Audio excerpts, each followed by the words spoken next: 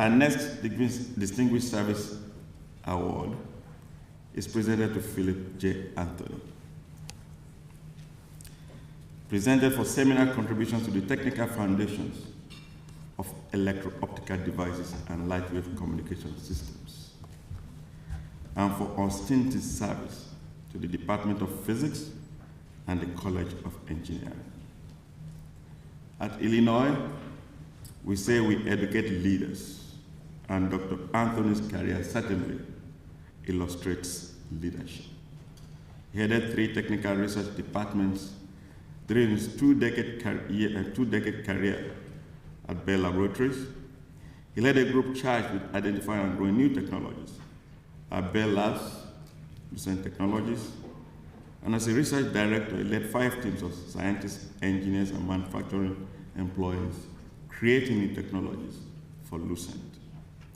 And his previous positions carries titles which included Vice President, Corporate Officer, President. Should I go on? Okay, no. Okay.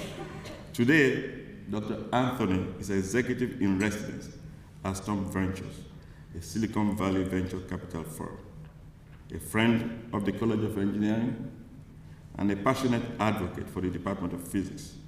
He serves on the External Physics Advisory Board and supports 2 undergraduate physics students in their summer research projects. Please let us acknowledge Dr. Philip Anthony for the Distinguished Service Award.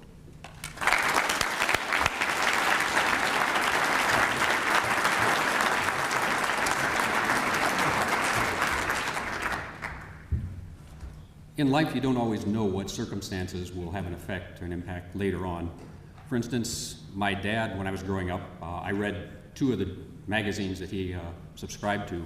One was an engineering one, the IEEE Spectrum magazine, and the other was Business Week. And both of those have served me well throughout the years, being familiar with both those worlds.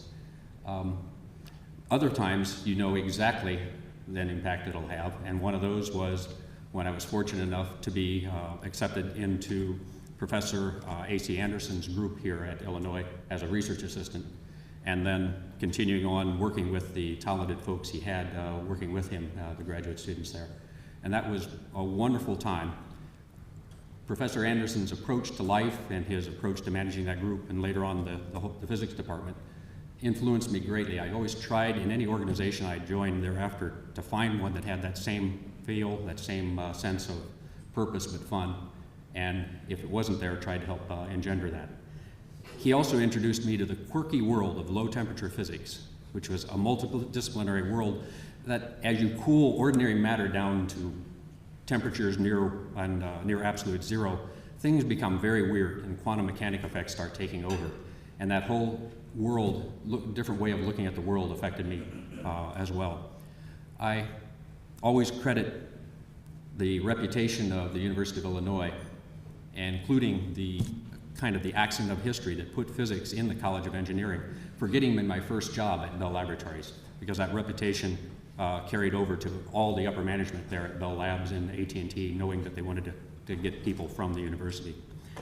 So I had a wonderful time there working on a new field of semiconductor lasers, and was fortunate enough to get to follow that field as it grew into the base of several different industries in telecommunications and in various consumer products. So that was an exciting, wonderful time, and I got to follow it from research through development, manufacturing, and business operations.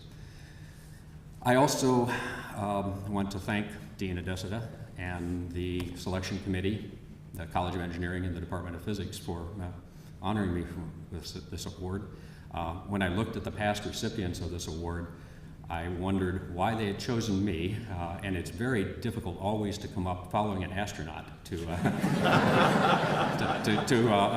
assume that you deserve such an award. But I will accept it very, very humbly and with great pride in the future. Not all circumstances turn out the same way, though. My mother also subscribed to 2 magazines.